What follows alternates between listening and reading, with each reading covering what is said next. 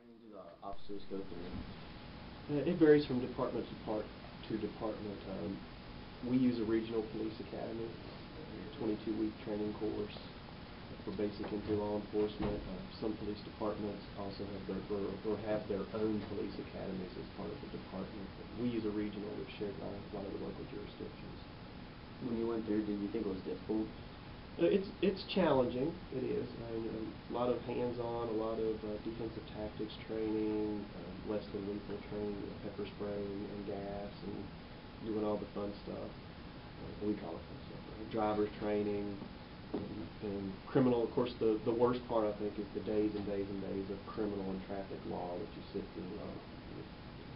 It's not difficult. It's just very dry.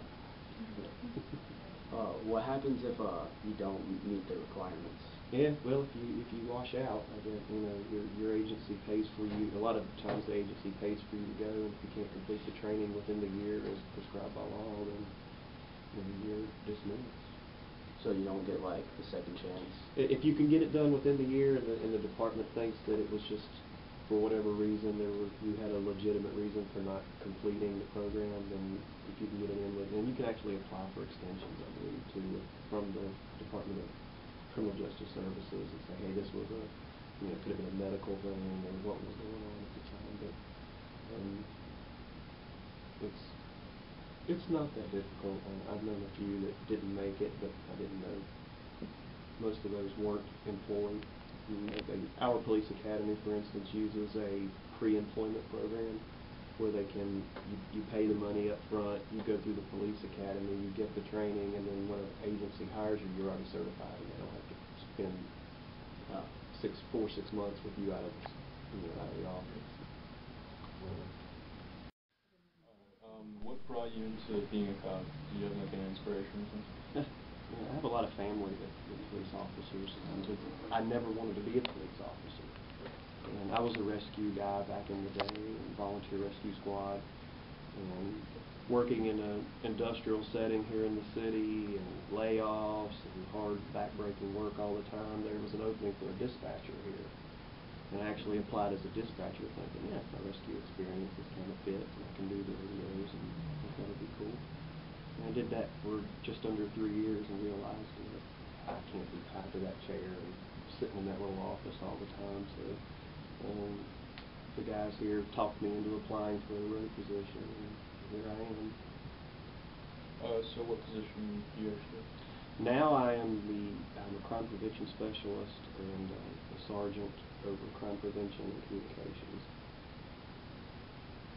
So how long have you been a cop? It was 7 years this last month. I've been with the department for 2.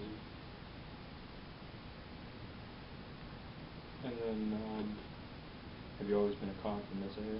Yeah, this is the only law enforcement job I've ever had. I grew up in the area, graduated twice from Radford, love Radford, I just refused to leave. So, what skills are necessary for police work? I think communication, first of all. I mean, you have to be able to talk to people. Your mouth will get you into a lot of trouble, but it'll also get you out of a lot of trouble. So you can avoid most confrontations with just keeping a level head, sound judgment, and good communication skills. Okay. What about as far as writing goes? You need to be a good writer to. Most often used tool is it's a police joke kind of internally. The tool we use the most is the pen. Okay. Because you have to be able to communicate effectively on paper for a jury, for a Commonwealth attorney, for a defense attorney, writing police reports for every incident that you do. So you definitely have to be able to read and write and communicate effectively. Okay, and then what are some of the entry-level requirements to become an officer? It varies from department to department. Some require more educational pieces than others. Some require just a GED or high school education, and then they provide training. You're seeing more and more now. It's becoming a little more competitive, and you're seeing more where they're wanting a lot of ads will say a degree or some college work towards a related topic. So You have to be, usually agencies want you to be 21, no prior convictions that prevent you from being able to carry a firearm, and that kind of thing. And then do like, all the departments, do they make you go through like a medical exam or something? Yeah, similar? most of them, it varies from department to department with some of the things they do. Some do, well, most all of them do psychological and medical evaluations before they're hired or as a condition of being hired. Some do pre-written testing and pre-physical testing as well, obstacle course and that kind of thing. Okay. Did you choose to become a campus police officer instead of like a state one? Well, like I said, I really, I'm more suited to this environment.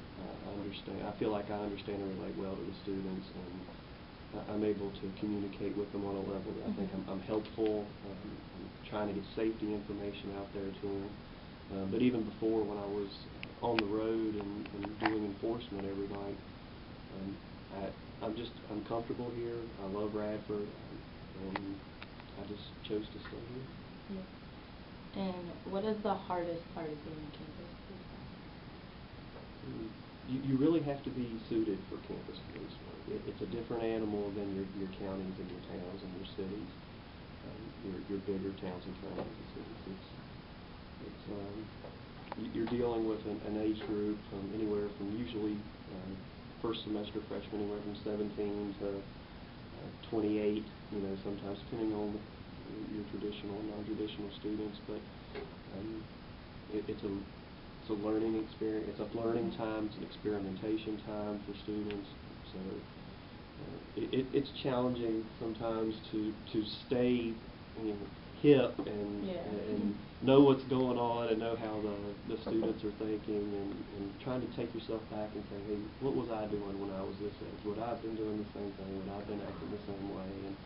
And keeping all that in focus and being able to still communicate what you need to. What do you fear the most while on the job? One thing I fear the most is, of course, I want to go home safe. And everybody on the shift goes home at the end of the day. That's our biggest concern. Someone being killed or seriously injured on the job, or one of our residents here, one of the part of our community is always in the back of your mind. And every incident you deal with it's all about safety, and just hoping everyone's safe and goes home at the end of the day. What is your pet peeve regarding people breaking the law? Pet peeve.